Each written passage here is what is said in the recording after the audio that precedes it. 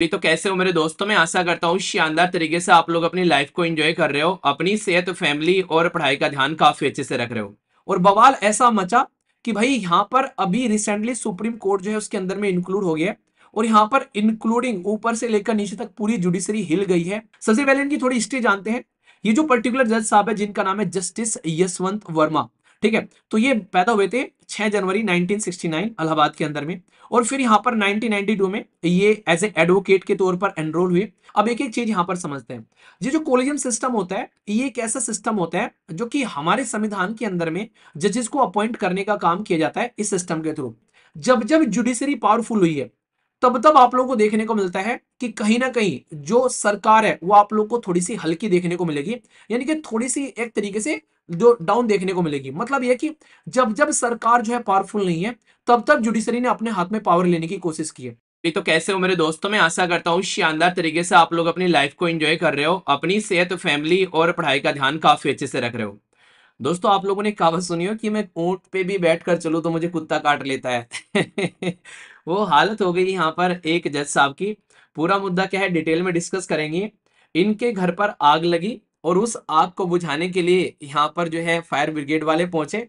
तो वहां पर पहुंचने के बाद में जो उनको मिला, भाई कहानी खराब हो गई। डिटेल में बात करूंगा पूरे आर्टिकल के बारे में। ये इतना बड़ा आज की डेट में मुद्दा है कि आप लोग ये समझो कि चीफ जस्टिस ऑफ इंडिया, सरकार, मीडिया सब आज की डेट में इसके अंदर में संलिप्त हो गए हैं। और आज ही के फ्रंट पेज पर पूरा जोर शोर से छापा गया ये आर्टिकल है।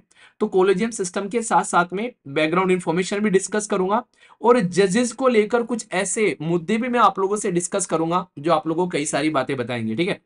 और एक छोटी सी बात मैं स्टार्टिंग में डिस्क्लेमर दे दूं कि फिलहाल के टाइम पर मेरे सर पर अरविंद केजरीवाल जी की आत्मा आ गई है।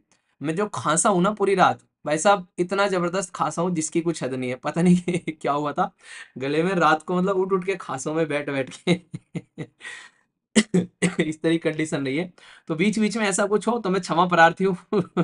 केजरीवाल जी की आत्मा आ गई खांसने वाली।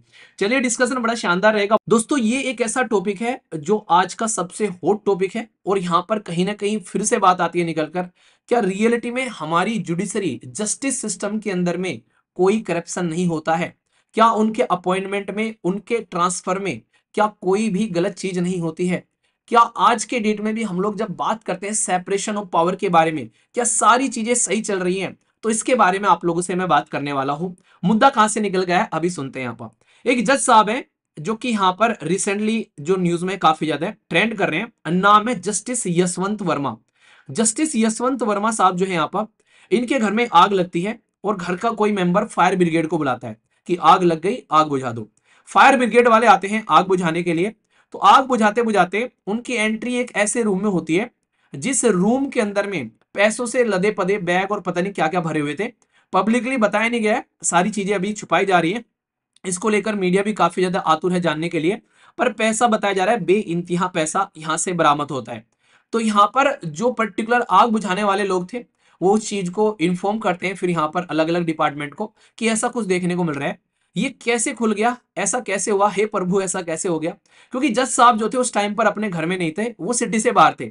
और घर वालों ने पता नहीं कैसे कैसे, मतलब उन्हें इंसान को पता नहीं क्या चल रहा है। और भाई साहब आग लग गई तो इंसान वैसे ही बेचैन, हैरान परेशान।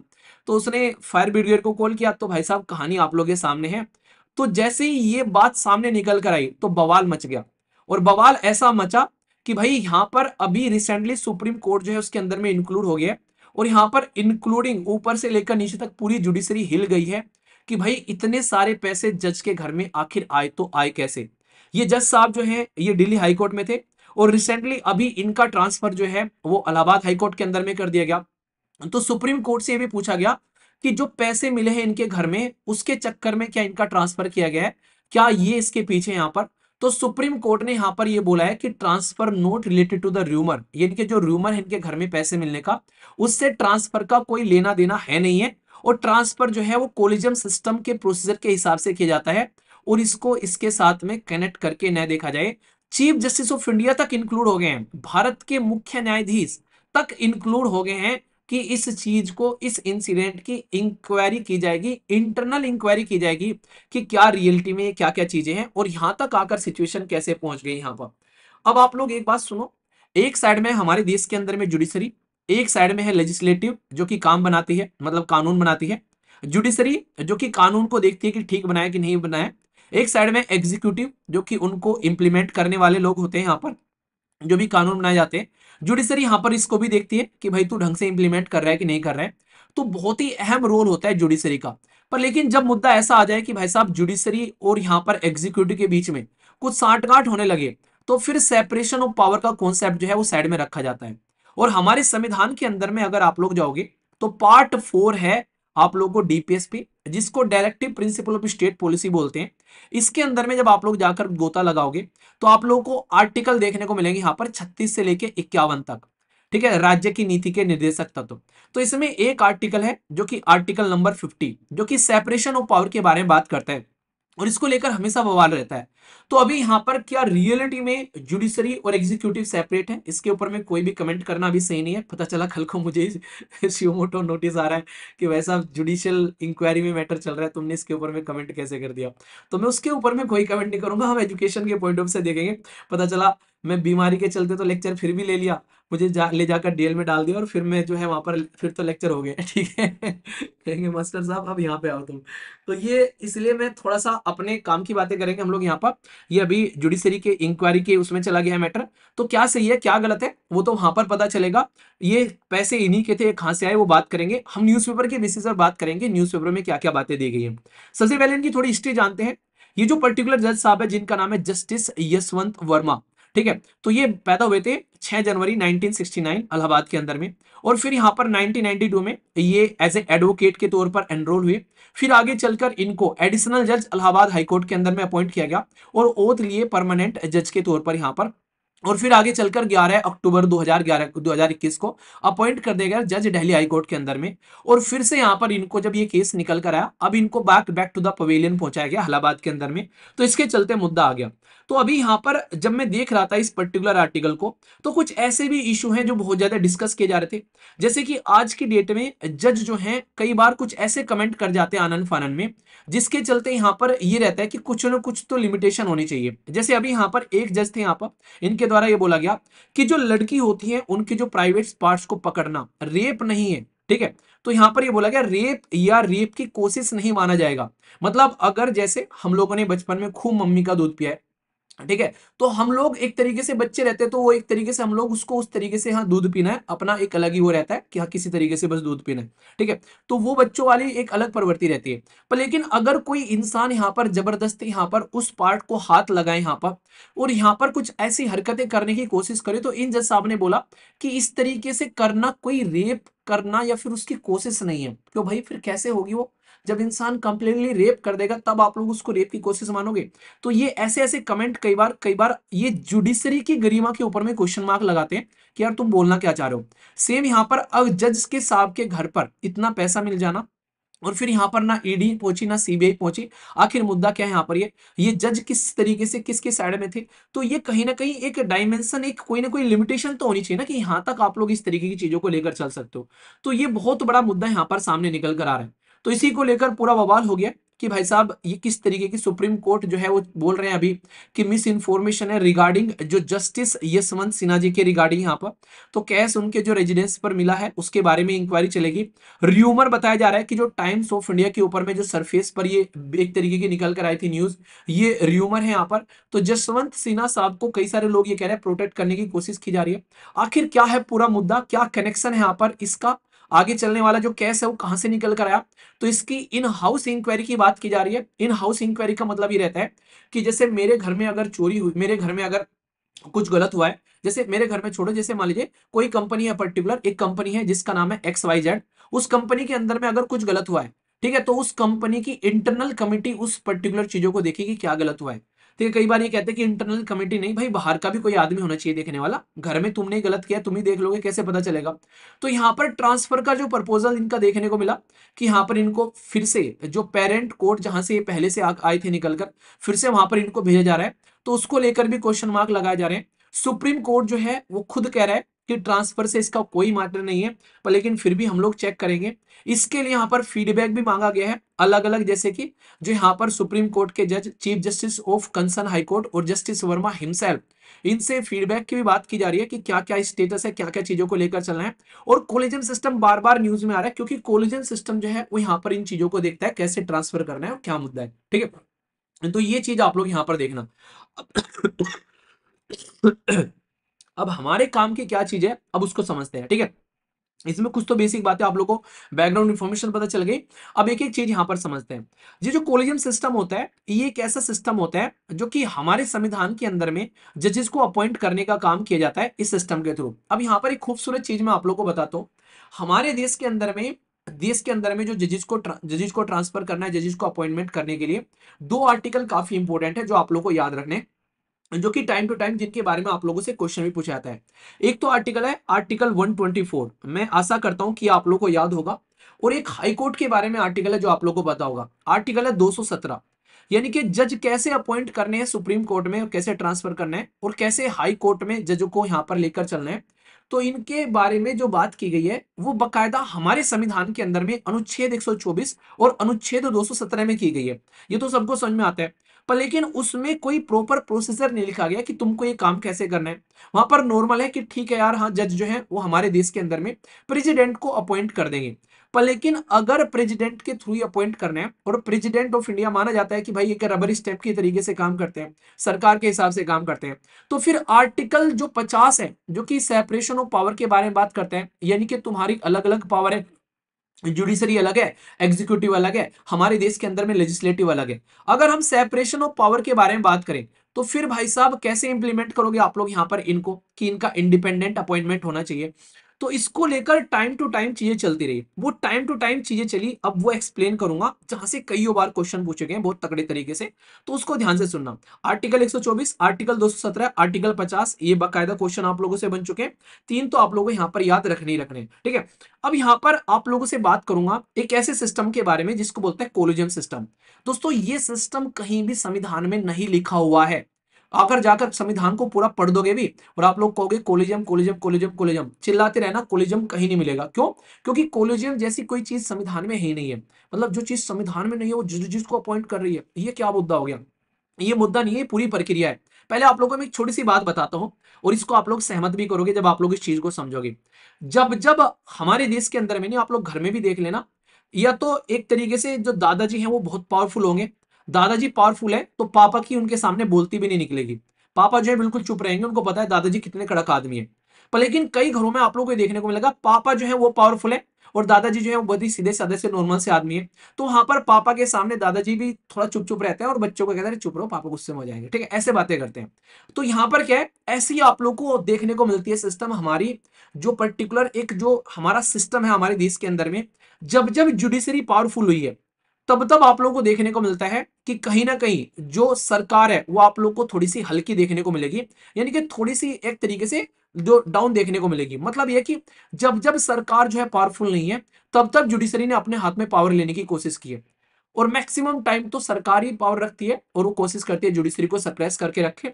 और ये आप लोगों को देखने को मिला हमारे देश के अंदर में, जब एक तरीके से नहीं जो इमरजेंसी लगाई गई 1975 से लेकर 77 तक का, पूरी जुडिशरी जो है वो अपने कंट्रोल में ले ली गई थी यहाँ पर, एक जो हमारे देश के अंदर में सरकार ने यहाँ पर। तो ये कहीं ना कहीं आप लोगों को हमेशा देखने को मिलेगा। तो यही पैटर्न आप लोगों को यहाँ पर भी नजर आता है। तो इसी में से निकल कर आता है हमारा कोलिजन सिस्टम। यहाँ पर इसको लेकर कुछ जजेस के केसेस के नाम दिए जाते हैं, और ये इंक्रीजिंग और डिक्रीजिंग ऑर्डर में लगाने के लिए आते हैं, और पूछा भी जाता है कोलिजन सिस्टम किससे निकल कर आया। तो पहले तो ये याद रखना, कोलिजन सिस्टम जो निकल कर आता है वो है सेकंड जज केस, जो कि 1993 से आया। इसमें इंट्रोड्यूस किया गया था कोलिजन सिस्टम नाम की भी कोई चीज होती है, और भाई ये इसको ऐसे लेकर हम लोग चलेंगे। पर लेकिन इससे पहले एक केस आया था, और ये केस आया था 1981 में। अब थोड़ा ध्यान से सुनिएगा, हमारा देश आजाद हुआ 1947 में। 1947 में देश आजाद होने के बाद में हमारे देश के अंदर में संविधान इंप्लीमेंट किया गया 1950 में, प्रॉपर 1950 में।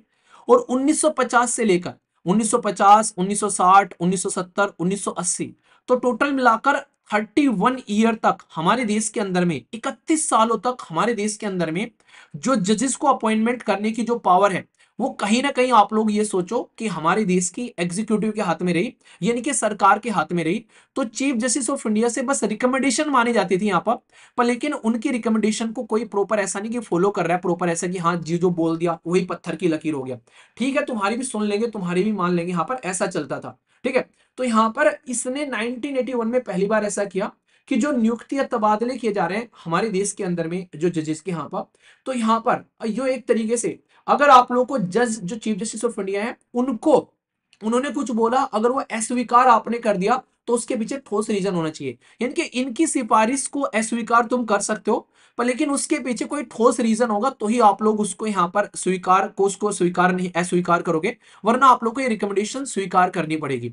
और फिर ऐसे ही चलता रहा अगले 12 सालों तक, फिर यानी कि 1981 से लेके 1993 तक का ये एग्जीक्यूटिव जो है वो प्राइमरी रोल प्ले करती रही जुडिशरी के ऊपर में। इससे पहले तो चल ही रहा था पर लेकिन अगले 12 सालों तक भी यहां पर चलती रही, यानी कि जुडिशरी ने थोड़ी सी हिम्मत की कि हाँ यार कुछ तो होना चाहिए, तो उन्होंने कहा यार कुछ तो इज्जत करो, मतलब सेपरेशन ऑफ पावर है, हमसे भी कुछ पूछ लो यार, तुम हमसे कुछ पूछ ही नहीं रहे हो, ऐसा है हमारा होना है ना होना तुम्हारी पार्टी में या तुम्हारी शादी में कोई मतलब नहीं रखता है, न्योता तो तुमने दे दिया आ जाना, पर लेकिन कोई पूछ ही नहीं रहा है, भाई कुछ तो इज्जत दो यार।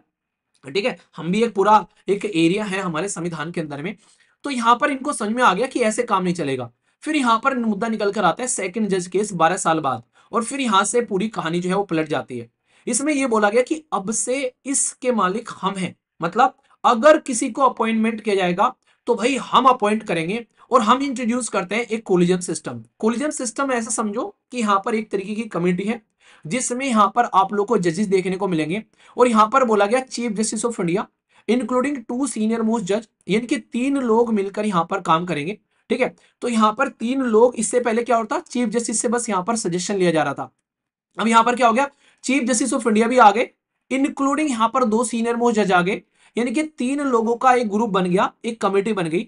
अब इसी कमेटी को बोला गया कोलिजन सिस्टम, जिसको यहां पर बोला गया कि अब अगर किसी भी इंसान को तुम लोगों को अपॉइंट करना है, अगर किसी भी इंसान को तुम लोगों को ट्रांसफर करना है, तो अब जब तक ये फाइनल नहीं करेंगे तब तक काम नहीं चलेगा, और इनका फाइनल जो है वो बाहुबली की तलवार है, यानी कि वही फाइनल माना जाएगा।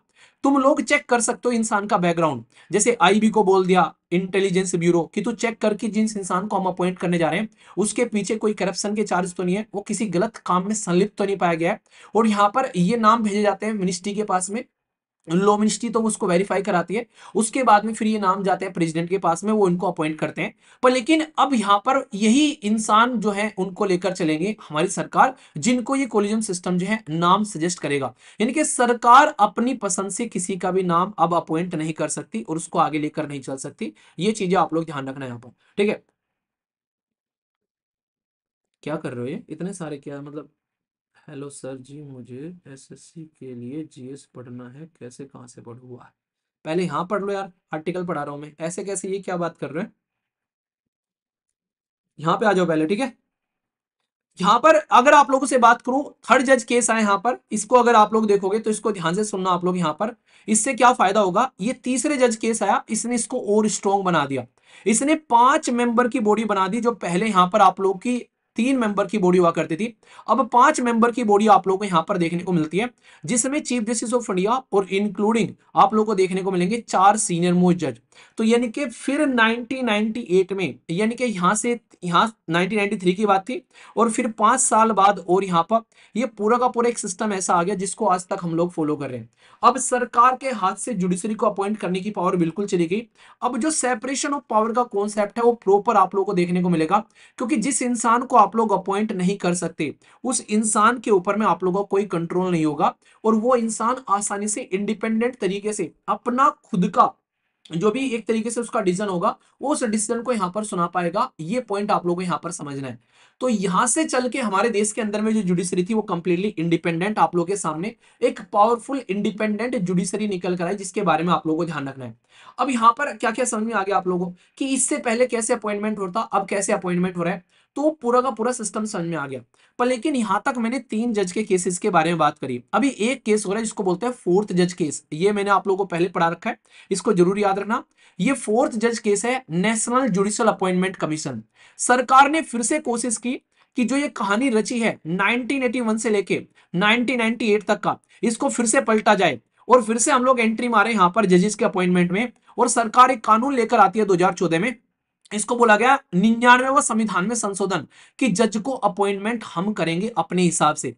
पर लेकिन यहां पर क्या हुआ, यहां पर सीधे सीधे अब तक जजेस को, अब तक जुडिशरी को इतना कॉन्फिडेंस आ चुका था कि अब सरकार को तुम उल्टा सीधा कर सकते हो अगर वो तुम्हारी जिंदगी के अंदर में इंटरफेयर करेगी। तो इसलिए यहां पर क्या किया इन्होंने, इसको बोला कि जज को अपॉइंटमेंट करने के लिए यहां पर 6 लोगों की रिक्वायरमेंट रखेंगे, जिसमें से 3 लोग होंगे वो होंगे जजेस के यानी कि जुडिशरी के, और 3 लोग होंगे सरकार के।